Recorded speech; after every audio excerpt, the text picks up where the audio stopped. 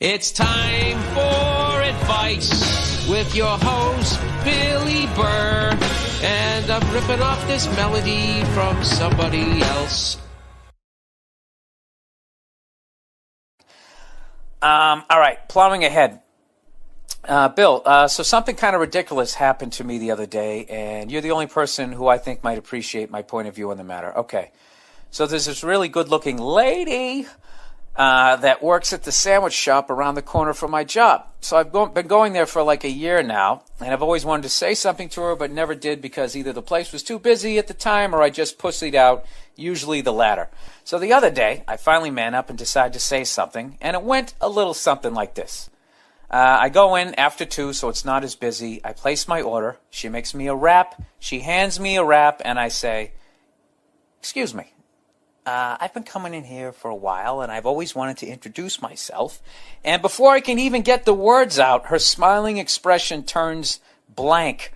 Her lips seal tight, and she kind of looks up at her eyebrows with that, "you gotta be fucking kidding me," look all over her face. I can only equate... I just hit the wrong button on my computer. He goes, "I can only equate the look to an employee, what an employee might have when they're done with their work for the week, and on Friday evening, right as they feel like they're going to get out of there, the boss comes and drops another hour's worth of paperwork on their desk.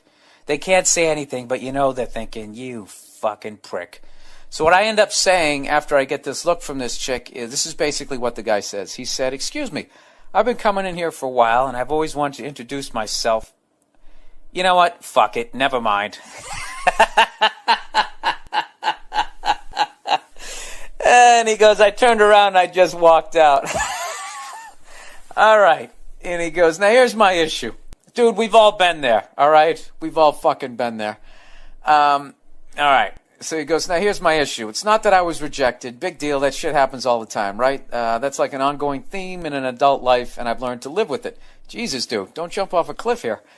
He goes, "My problem is that society," I can't even talk, society.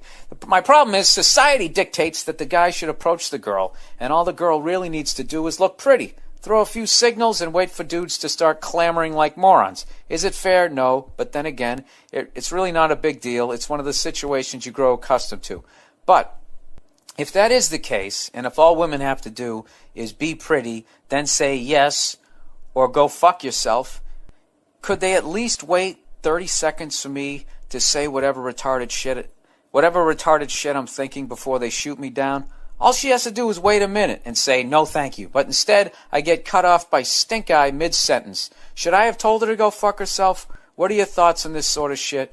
Your true and loyal fan, Bobo the douchebag." All right. What are my feelings on this? All right. First of all, dude, we've all been there. We've all, you got it in your head, you're going to come up there like fucking Sean Connery in one of those early James Bonds. You even feel like you got a fucking tuxedo on, and then the second you open your mouth, you sound like fucking Arnold Horshack, and you even want to shoot yourself down at that point, okay? But in answer to your question, should I have told her to go fuck herself? No. That's not... I mean, I'm just, having not been there. I can't... It would depend on what the look on her face was, or how she looked. If she was just some hot girl who didn't have a brain in her head, yeah, then you tell her to go fuck herself. But this is a really cute girl, and you actually feel like, wow, I'd like to get to know that girl. No, you don't tell her to go fuck herself. It's actually in that moment when she gives you the stink eye is when you have to come up with something funny to say, something clever, something so you show that you're not going to quit in life. Because that's what, I hate to say it, dude, but that's what you showed her. You showed her that you have the quit DNA in your fucking ball bag, and she's not going to want to mate with you. But fortunately, there's plenty other gazelles out there on the fucking Serengeti that you can try to run down. You see the Discovery Channel. Cheetah doesn't always fucking run the thing down. Sometimes it gets kicked in the face, and then it sits there feeling stupid, especially when it realizes it's being filmed and it's going to be on basic cable. There's where you can actually look at a bright side. It wasn't filmed. You just got to kind of come up with something in that moment that's funny. And I actually kind of thought about it, what I would have said, and I would have choked even if I tried to come up with something funny, because in the moment I would have felt like a douche, and I probably would have attacked what she did for a living, which is the worst thing you can do. I'd be like, really? You know, you've been working here for 1.5 years. 2 years, you're making sandwiches. You're not getting any younger there, sweetie. All right, it would have been bad. It would have been bad. It's very easy for me, to sit here and tell you what you should have done. It's kind of like, when you watch a football game or something like that, and once it ends, and whatever the game plan was didn't work out, but, dude, why didn't they give it to Marshall Faulk? I don't understand. It's easy to do that. So, I don't know what to tell you. Like, it'd be funny. You got to go back there and keep ordering sandwiches. I don't know. That's fucking humiliating. You might have to find a new place to get a sandwich, dude. I got to be honest with you. I don't know how you pull yourself out of that one. What did you say? You know what? Fuck it. Oh, this is what you do, dick heights. You just walk in, just kind of be a dick, When you just walk up, hey, sunshine, or something. Don't listen to me. All my shit just always ends up with, there's a reason I get heckled as much as I do, because I'm an asshole. But as far as like what you said earlier, because I know there's a lot of women pulling their fucking hair out right now when you say all the woman has to do is be pretty and wait for the offers to come in. I don't know, dude, if you ever had a girlfriend, first of all, that whole thing of looking pretty from my standpoint and my experience takes at least 4.5 fucking hours. And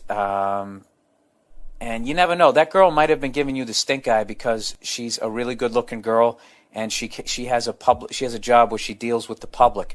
So, believe it or not, the amount of ugly, fucking out of shape dudes who actually don't have a problem approaching beautiful women is actually it's pretty high. I mean, personally, I think it's funny, but if you're a woman, it's not as funny. And I think that's something that took me a long time to realize how uncomfortable that feeling can be. Because guys think, dude, I would love to be standing there and women hitting on me. Oh, Jesus, how do I talk myself out of this one? You know what it's like? Put it this way, for all the guys listening out there. If somebody said, hey, man, I'll give you $10. This is like an old joke I used to do in my act. I'll give you $10 to walk over to that birthday cake and stick your finger in it. You got $10? Yeah, fuck it, I'll do it. $20 or whatever, just something, You do it. You wouldn't think anything about it. Whatever. Stick it in, you take it right back out. You wouldn't give a fuck. But what if somebody said, dude, I'll give you $20 to take that cake and put it in your ass? See what I mean? There'd be a difference. Then you would have some questions. Where has that cake been? Are you going to tell anybody? I usually don't do things like this. That's why women, they approach sex that way. They got to have rules on when they're going to fuck you and all that. Did that example, I know on some level it made sense. I'm a little jet lagged. I haven't done that joke in a while, and I got to admit, halfway through it didn't even make sense to me. I'm just saying, Did I answer your question? So this is what you got to do. You got to treat women like I treated open mics. Okay, you just know you're gonna bomb, and eventually you're gonna get good at it. So just keep, make some notes. What you're gonna do the next time that happens. Maybe try to come up with a couple of lines. And I hope you appreciate what a fucking pain in the ass it is for a guy to get laid. You know what I mean? And that's why there's the whole stud whore double standard, because basically for a guy to get laid, this is what he has to go through. This guy actually has to develop skills to get laid. All you have to do is show up, for a guy, the brass ring is getting a 2-on-1, no TV credits, no my dad has a yacht. You just get it from talking shit. That is the brass ring for a guy. Now a woman, her first night of fucking, all she'd have to do is lay down on a pool table. She could fuck every guy in the bar. It's not a skill. It's gluttonous. It's gluttonous. It's like watching a fat guy eat an ice cream. You never cut him. You don't cut him any slack. Haven't you had enough? All right.